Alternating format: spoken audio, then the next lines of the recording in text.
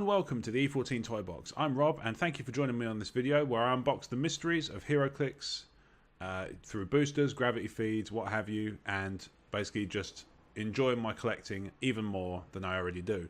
So today I'm going to go for some boosters and they're going to be from the same set. So it's a relatively recent Marvel set which has been superseded once at the time of recording by Marvel and once by DC. So this is the Avengers Defenders War. And as an added bit of fun, because quite frankly it's more fun, you know, what's more fun than opening a booster? Opening two.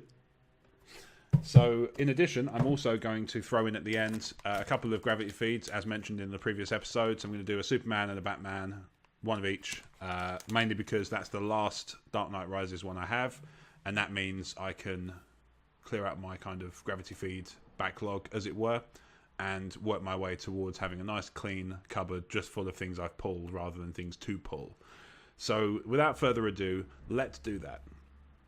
So actually I'll get the gravity feeds done and dusted straight away. So we'll start with the Batman Dark Knight Rises one.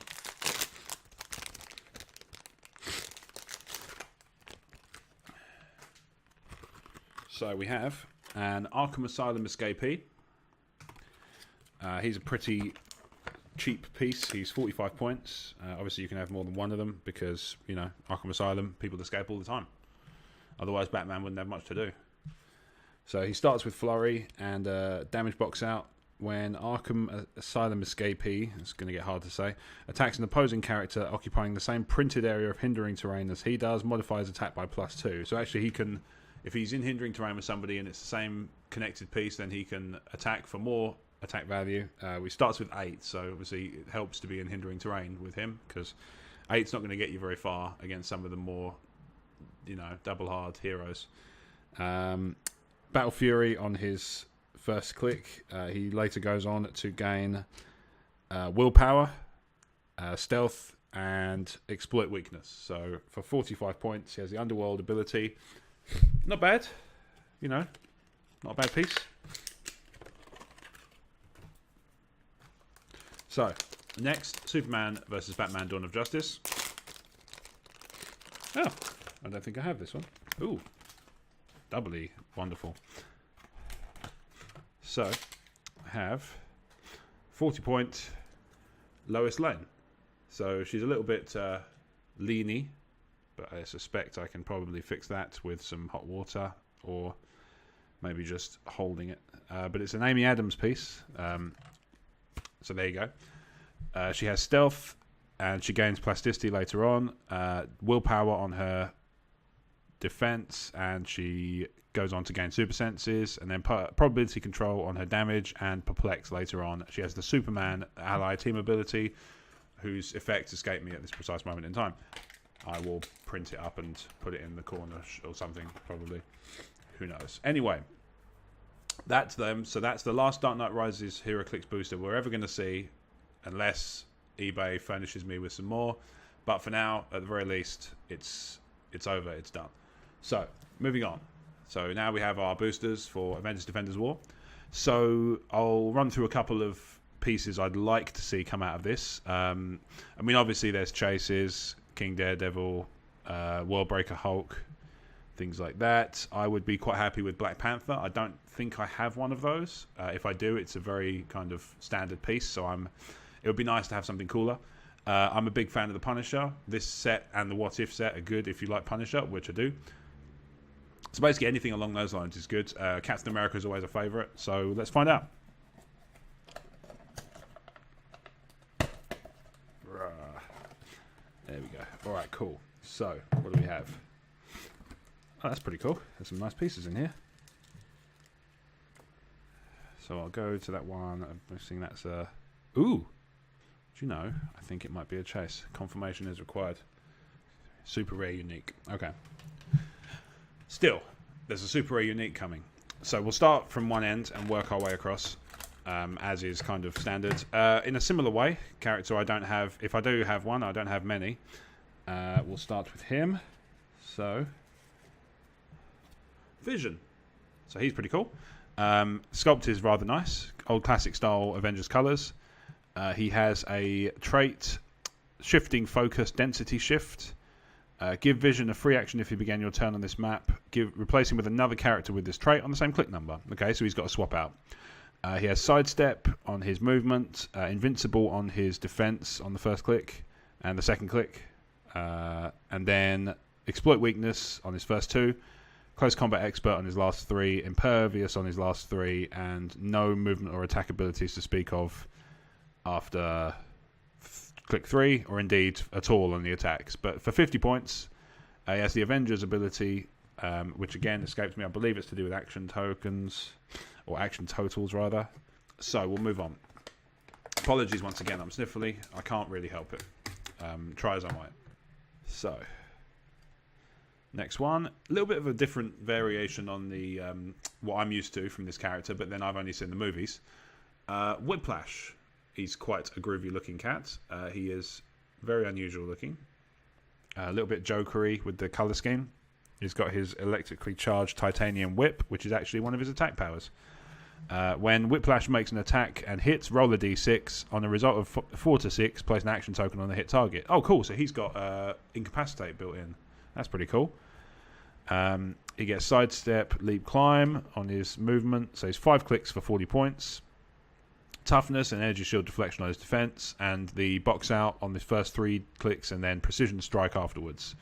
40 points. He's got the Spider-Man enemy ability. That's probably why I'm not familiar with him in this context, because he's a Spider-Man enemy, not the Iron Man guy. So next is a generic piece, but nonetheless a lovely sculpt. I really like that one. So let's look forward to that. A hand ninja. So he is really, really nice. Look at that. Just a nice sword swinging position, ready to strike. He's got very, very limited. He's 3 points, 3 clicks for 10 points. So actually, he really, if you've got 10 points to spare, you can't really go far wrong. Outnumber you from the shadows. Unique modifier. If Hand Ninja occupies hindering terrain, he can occupy in power. That's pretty cool. And he has stealth on his movement. So that's a damage box out that runs through the whole dial. Same with stealth. No attack, no defense powers. Again. He's not going to change the world, but for 10 points, you wouldn't really expect him to. And if you do, you're kind of weird. I mean, much love to and all, more power to you, but sort it out. Next is a character I am completely and utterly unfamiliar with. We have Zaran. So he comes from the Marvel Knights universe, it seems. Batroc's Brigade. Oh, okay, so I know Batroc. So he's one of his henchmen, one of his goons, I guess. So he has 4 points, 4 clicks for 30 points, and he can use Close Combat Expert and Range Combat Expert as a trait, so that's pretty cool. And he's got Sidestep on his entire movement dial, which is keeping up with Batroc. So Sidestep all the way through his movement. Now, here comes the cool part. I'm going to do my best to get this out without breaking it. Oh, that was easy. I don't know why I was worried. Because it's me. I don't know why. Super Rare Unique. Ant-Man. Now, how cool is this sculpt? Look at this translucent plastic. I'm always a fan. I love the two-tone stuff, especially when they nail it like they have here. He's got the little sort of, push off, like he's been sort of propelled into the air. So his dial is pretty nifty. So he's a tiny size, understandably. He's got 5 clicks for 80 points on his the box out. So Ant-Man can use Sidestep and Stealth. When an adjacent opposing character is moved or placed, you can place Ant-Man adjacent to that character after action is resolved. That's awesome. So you can actually just follow people around. So he has that on his first click, and it runs through up until click 3. And then he has Stealth on his attack, Precision Strike followed by Incapacitate, again 3 and 2. Super Senses and Combat Reflexes, 3 and 2. And damage, he has a box out. Ant-Man can use Perplex. When he does, if he targets an opposing character, that character can't target Ant-Man until your next turn unless it's the only character on its force. So he basically makes himself immune to targeting unless he's the last man standing, which, you hope he's not, because he's only little, bless him. So anyway, he intersperses that with Close Combat Expert. So he's, that's really nice. I'm really pleased with that. So I didn't even think of that one as one I'd like to pull, but I'm really glad I did. So that's pretty awesome. Anyway, to the second booster. Anybody who's had seasonal allergies will understand why there's jump cuts here. Oh, awesome. That's pretty damn cool. Another super rare. Marvelous. So this is already a good result. So I'm having a lot of fun here. Look at those. Right, moving on. So we'll start from the beginning, work our way across. As before, we'll start with the most common and work our way to the rarest. So first things first. 50 points. It's a common. It's number 1 in the set. Doctor Strange. So that's a rather nice piece. What am I doing? What am I doing? Why am I not just holding him up straight like a normal person? Doctor Strange. So he's 5 clicks for 50 points. He's got 1 power throughout the entire dial, which is phasing teleport. He can carry up to 2 friendly characters or 4 characters using the Defenders keyword. Pretty awesome. He's got traits, shifting focus, give Doctor Strange a free action to replace him with another character with this trait on the same click, so he can swap for another Doctor Strange. That's handy because I have one. Once per turn for all characters with this trait, if the character uses a Defender's team ability to replace its defense value with Doctor Strange's, you may re-roll one of the attack dice. Excellent. So he makes it, potentially gives it one of the dice prop control. Always nice when you have a character who can frustrate. I like those a lot. So next we move on to a character. I haven't actually pulled one of these in quite some time, so that's pretty cool. Doctor Strange understandably has the Defender's team ability. I haven't pulled one of these characters in quite some time, but his name is Iron Man. Gonna stop singing. So I wish I'd known that it worked, the autofocus, when I started this video. Blimey.